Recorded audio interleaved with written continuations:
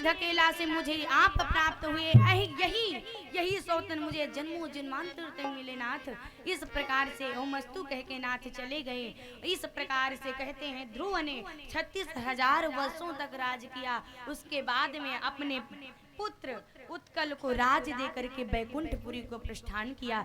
प्रेम से बोलिए ध्रुव जी महाराज की, सुनेती मैया की, उत्तानपाद जी महाराज की।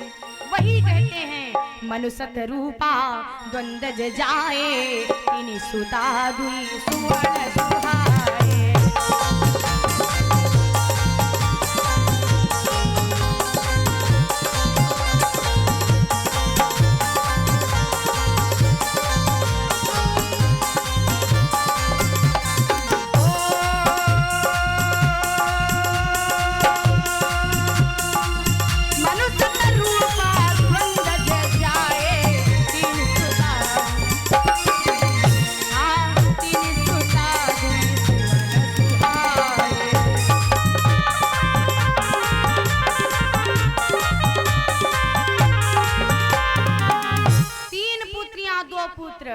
आकुति देवहूति प्रसूति 2 पुत्र उत्तानपाद जी महाराज प्रिय व्रत। अब इस प्रकार से कहते हैं वही आकुति का विवाह। आकुति रुचि मुनि सुहाई, प्रगटे यज्ञ दक्षिणा।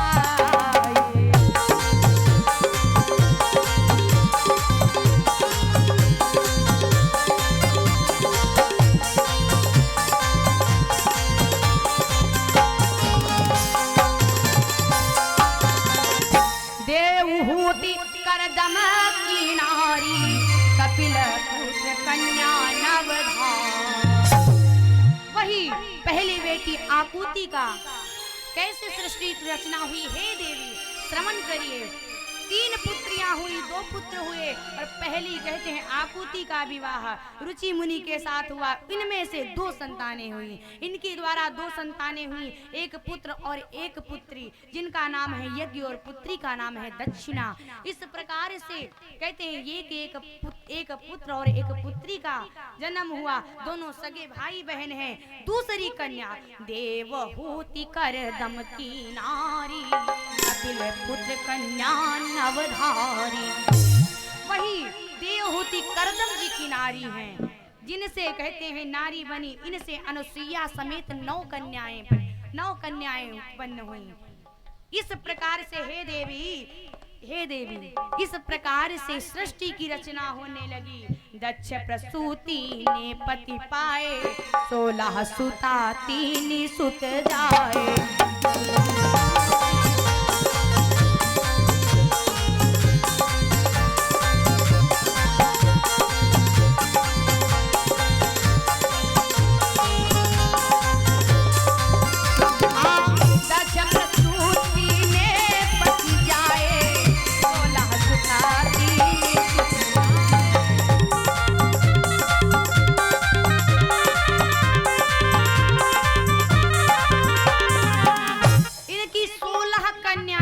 और 3 सुत हुए मनु महाराज।